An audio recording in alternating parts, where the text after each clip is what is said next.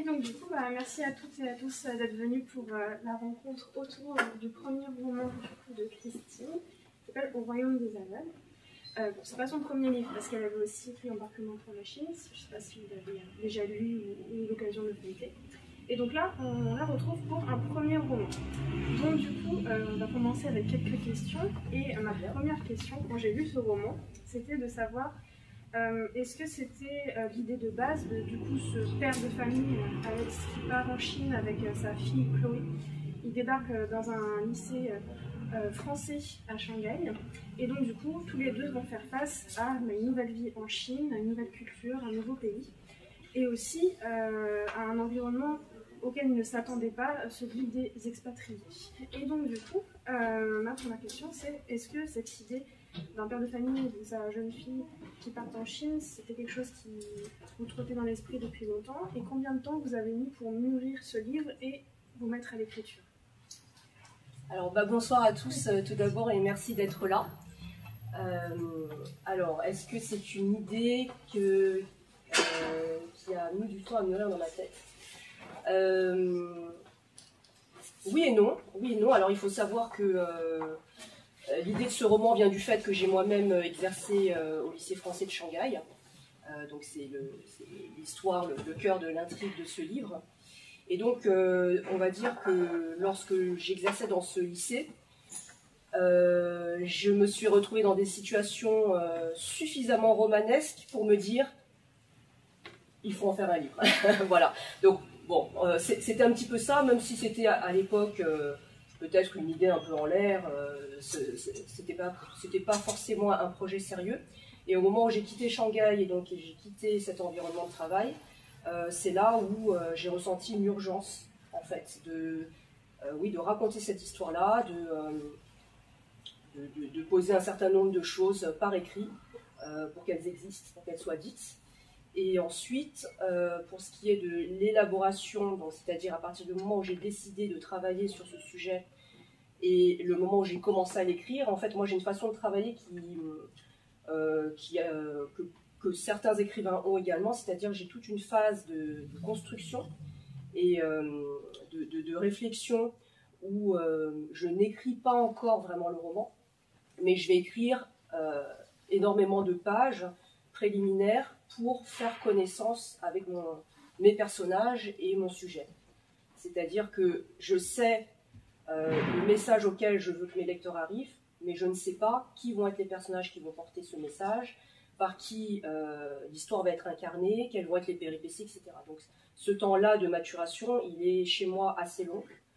On va dire, pour ce livre-ci, je pense presque 6 mois. Donc 6 mois quand même d'écriture, mais c'est une écriture qui est vraiment exploratoire, voilà, je vais le dire comme ça. Et ensuite, quand j'avais suffisamment de matière et que j'avais la sensation que je connaissais bien mon sujet et mes personnages, là j'ai commencé à écrire. Donc du coup, c'est vraiment une phase de construction. Et j'en reviens à ma question, est-ce que dans cette phase de construction, vous savez déjà ce qui va advenir de vos personnages tout au long du roman? Ou est-ce que vraiment vous faites partie de ces autrices, par exemple, qui peuvent se laisser emporter par leurs propres personnages ou par des situations qui leur échappent au fil de leur écriture? Non, j'aime bien avoir le contrôle. Ouais. J'aime bien savoir où je vais. J'ai aussi un souci tout au long de mon travail de cohérence. Ça, c'est vraiment... voilà, je crois que c'est ce que je garde en tête, en tout cas quand je construis et que je vais jusqu'au bout du premier jet. C'est-à-dire j'ai un souci de cohérence, et la cohérence doit toujours se faire autour de ce message auquel je veux mener mon lecteur. Et donc je dirais que non, je ne me laisse pas porter dans le sens où d'un seul coup une idée me vient et je me mets à aller dans cette direction. Parfois je peux le faire, mais en me disant voyons ce que ça va donner. Et très souvent je reviens en arrière en me disant non, il faut d'abord voir si cette nouvelle direction qui n'était pas prévue est toujours en cohérence avec le fil conducteur initial. Et très souvent, je constate que des idées comme ça qui viennent ne le sont pas. En revanche, pour ce qui est des personnages, ce qui va leur arriver, je définis leur rôle par rapport à l'histoire et par rapport toujours à ce message, mais en revanche, je ne sais pas très exactement ce qu'ils vont vivre. Donc j'essaye de trouver des idées, je les note, je les mets dans ma trame, mais il peut arriver que de nouvelles idées viennent et qui, je crois, sont simplement le résultat d'une maturation et que je ne voyais pas forcément quels pouvaient être les événements, mais ils finissent par venir à moi. D'accord. Et ce que j'ai trouvé aussi surprenant et très plaisant dans votre roman, c'est qu'on a des phrases qui sont entièrement écrites en chinois, avec vraiment du coup les idéogrammes et des traductions en notes de bas de page ou en italique. Et je voulais vous demander justement, est-ce que c'était un choix, pareil, vous y pensiez dès le début de faire de ce roman un roman du coup qui a 2 langues, ou est-ce que, pareil, c'est venu au fur et à mesure, ça a commencé à vous travailler? À vrai dire, je n'ai pas conscientisé cet aspect-là. Et c'est venu naturellement. Pour moi, c'était logique et naturel. Et puis, c'est vrai que j'ai la chance de maîtriser aussi le chinois. Et donc, c'était assez logique de mettre aussi des touches de chinois dans ce livre, puisque les personnages, donc on a des personnages français venant de France, on a des personnages chinois, locaux, on a des personnages métis aussi. Donc c'était de reproduire tout ce microcosme et d'avoir donc un panel de personnes représentatives de ce milieu. Et donc il m'a semblé naturel que certains personnages parlent chinois, puisque c'était leur langue. Et aussi, ce que je trouvais intéressant, c'est l'évolution de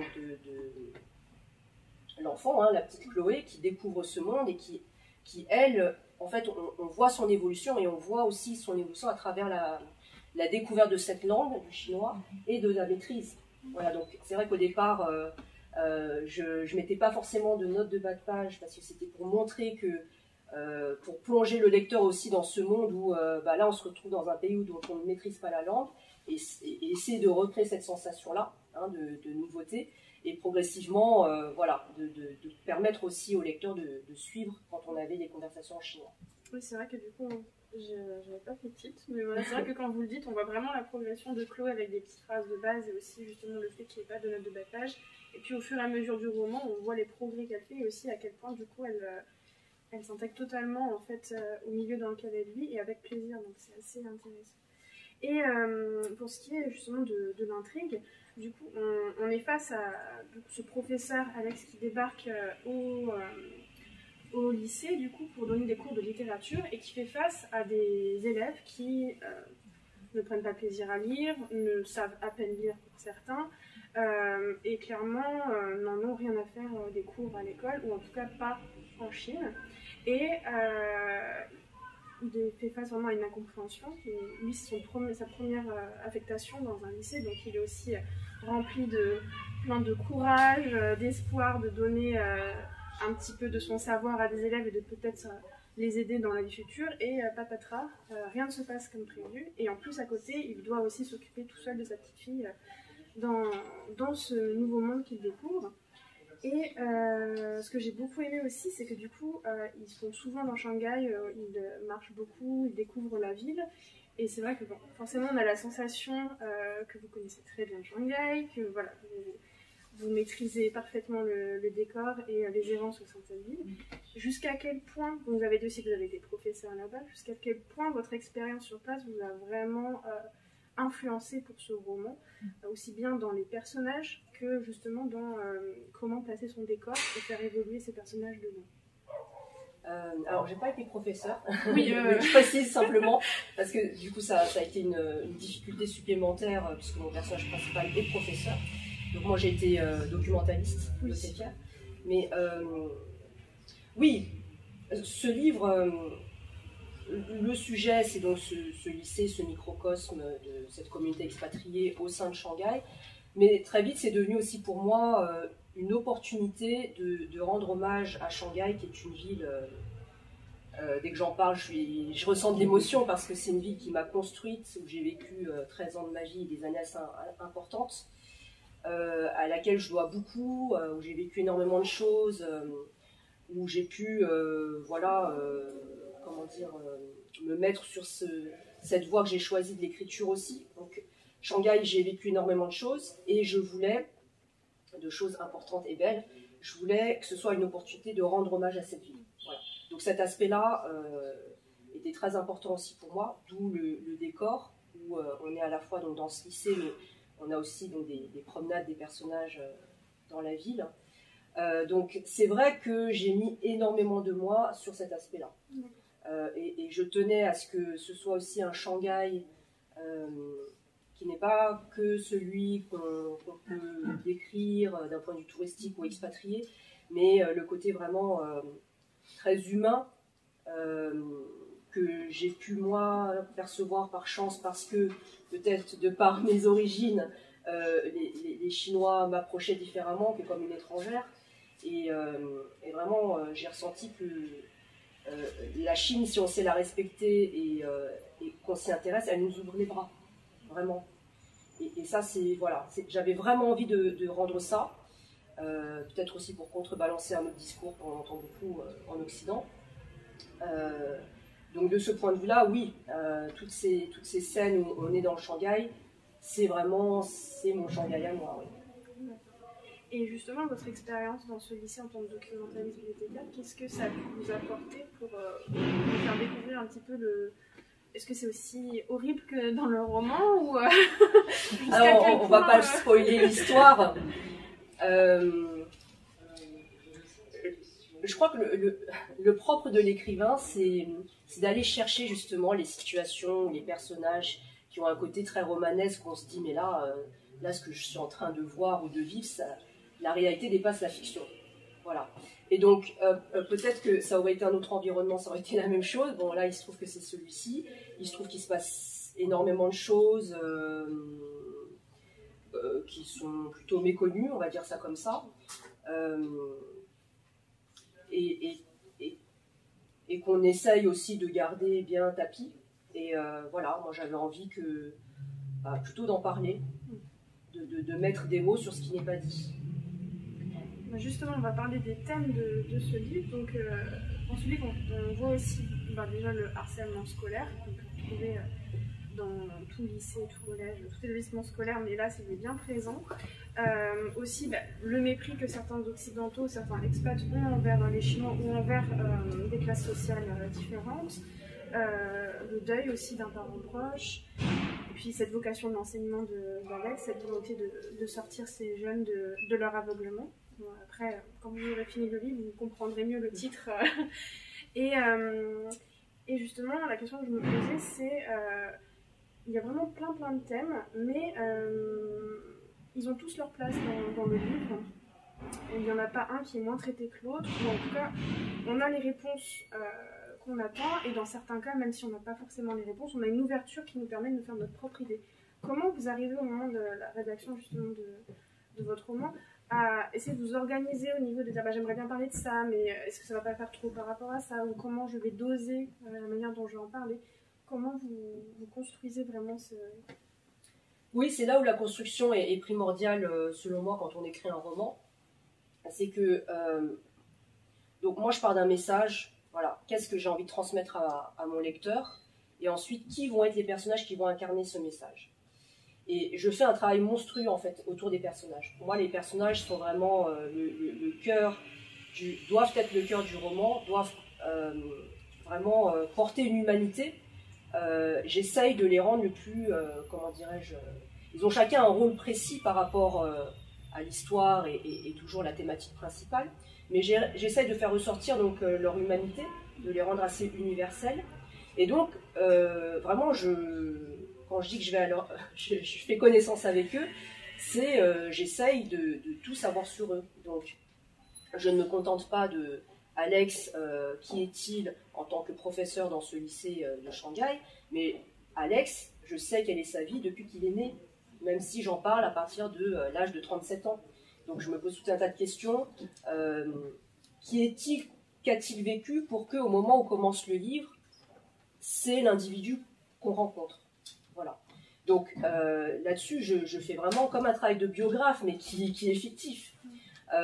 Et c'est là où je leur donne un certain nombre d'attributs, où effectivement j'ai décidé que ce personnage-là était marqué par le deuil. Si vous voulez, c'est d'abord dans ce sens-là, quelle est l'histoire de ce personnage, et donc ensuite il a un certain vécu, mais c'était pas forcément calculé que j'allais parler du deuil. Voilà. Dans ce cas-là précis. Et je fais la même chose pour tous mes personnages principaux et secondaires. Donc ce travail-là peut prendre plusieurs mois.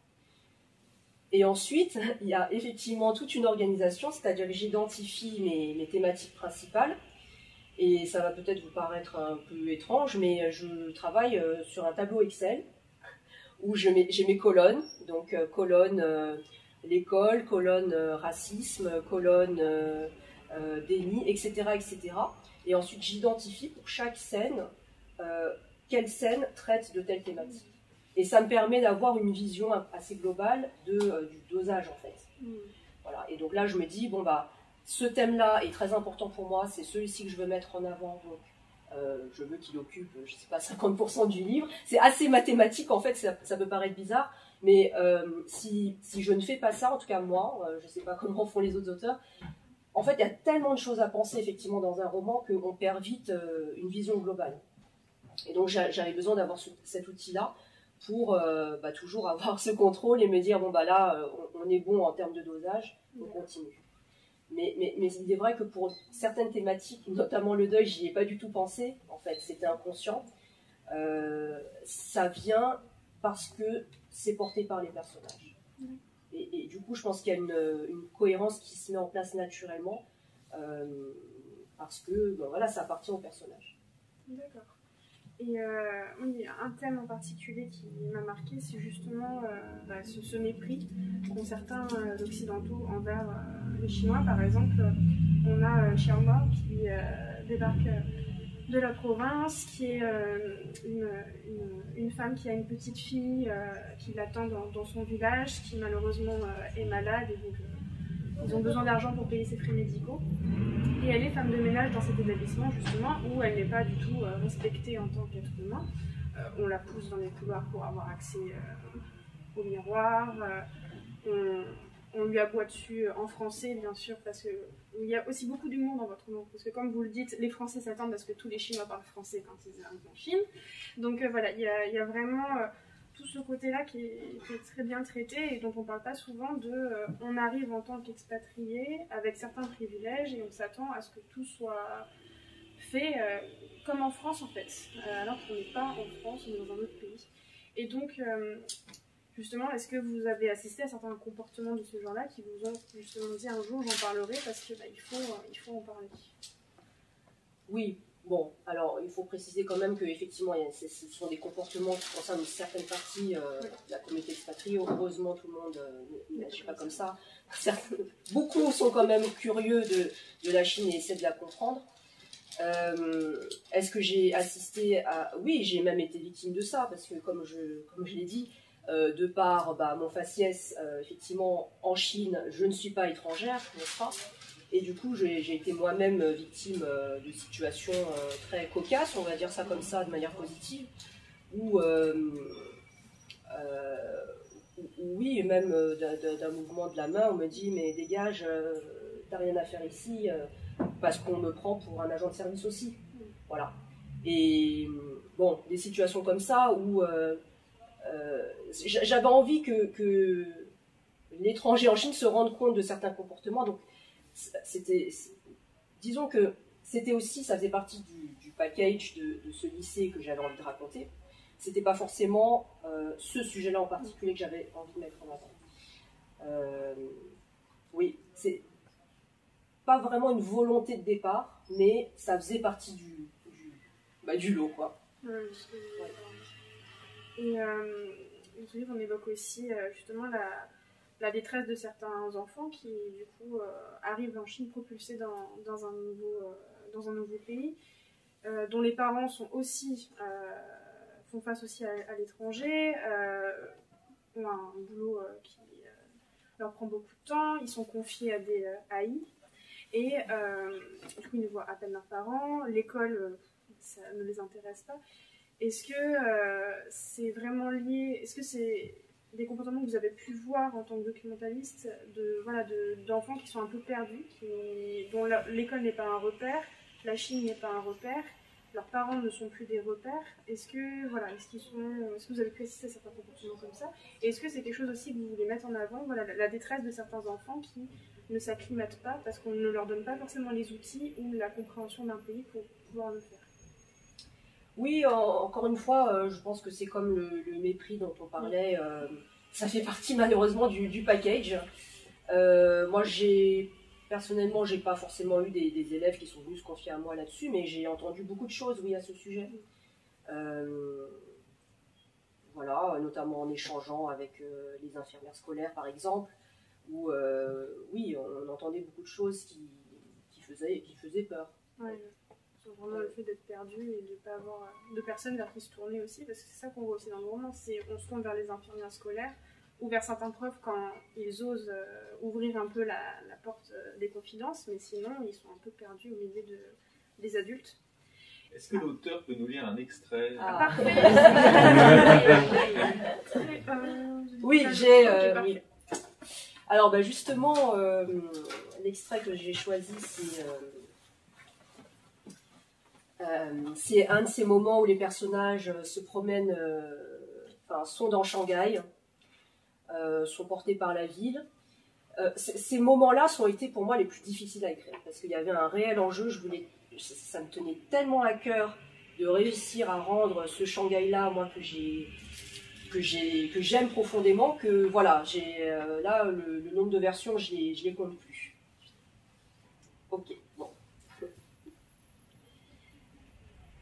Alors, juste pour situer, donc c'est Alex, le personnage principal, qui donc est dans Shanghai de nuit. Alex marchait à une cadence sportive pour ne pas laisser le froid l'engourdir. Combien de kilomètres avait-il parcouru? Depuis combien de temps était-il dehors? Il n'était plus sur la partie aménagée du Bund, mais de retour sur le bitume fraîchement coulé de la ville. Il aperçut un attroupement, s'en approcha et découvrit un petit embarcadère auquel était amarré un vieux rafio. Sans réfléchir, il acheta un billet au guichet. I-yuan, indiquait la pancarte. Les chiffres et le caractère yuan étaient à peu près les seuls idéogrammes qu'Alex savait déchiffrer. Il se mêla aux passagers. Des hommes et des femmes d'allure modeste montèrent avec leurs scooters, d'autres avec leurs vélos, d'autres encore, comme lui, étaient simplement à pied. Sortis de nulle part, ils étaient apparus nombreux et avaient pris place sans bousculade, comme dans un mouvement de résignation. La traversée du fleuve le bouleversa autant qu'elle l'apaisa. Sur le bac régnait une ambiance à la fois mystérieuse et revigorante. L'obscurité était salutaire et le silence presque solennel. Seul le léger roulis du bateau et le clapotis de l'eau rappelaient qu'ils étaient en mouvement dans cet instant immuable. Au loin, des cargos avançaient de manière imperceptible sur l'impérial fleuve jaune. Ce passage d'une rive à l'autre était rempli de grâce et de poésie, de langueur et de recueillement. Pendant les quelques minutes que dura le trajet, Alex se sentit étrangement relié aux autres passagers, dans une même communion. Il n'était jamais plus à l'aise que dans ces moments-là, entouré d'inconnus. Il écoutait la nuit avec attention. Elle était impénétrable, comme toutes ces âmes qui se trouvaient au même endroit, au même instant. Il aurait voulu imprimer le souvenir de cette traversée de façon indélébile, en retenir chaque seconde. Rien de grandiose pour ceux qui ne comprenaient pas le besoin de solitude. Lorsque le bac toucha l'autre rive, Alex regretta la fin de ce moment de quiétude. Une fois sur la terre ferme, les passagers qui n'avaient formé qu'un durant la traversée partirent chacun dans une direction et disparurent presque aussitôt. Le débarcadère donnait sur une vue sombre de Pudong. Alex décida de prendre pour direction les lumières qu'il apercevait au loin. Au bout de quelques minutes, il reconnut les immeubles. Lu Tsatwei. Il approchait du quartier financier de la ville nouvelle, qu'il voyait d'un angle inédit. Il avança encore et se trouva à présent au pied des gratte-ciels qu'il avait admirés plus tôt lorsqu'il était sur la promenade du Bund, côté Poussy. La vision était surréaliste. Il était minuscule à côté des buildings qui lui faisaient penser aux jambes droites d'un colosse. Ce sentiment de petitesse lui convenait bien. Shanghai lui ouvrait les bras et l'invitait à se mettre en marche avec elle. Ses pas le conduisirent sur une autre partie des berges du Huangpu. De ce côté-ci du fleuve, la promenade avait des allures plus réservées, mais la vue sur les anciens bâtiments coloniaux qui s'érigeaient dans une lumière dorée était tout aussi splendide. Alex avança jusqu'au bord de l'eau, s'appuya sur la rambarde et prit une grande respiration. Malgré le froid humide qui s'infiltra de manière incisive dans ses narines jusqu'à ses voies respiratoires, il se sentait enveloppé de cette grâce nocturne propice à la contemplation. Il pensa au nombre de vies que contenait le monde, aux âmes désespérées qui cheminaient, les yeux fermés vers leur propre précipice. Combien en sortiraient vivantes? Combien choisiraient d'ouvrir les yeux avant qu'il ne soit trop tard?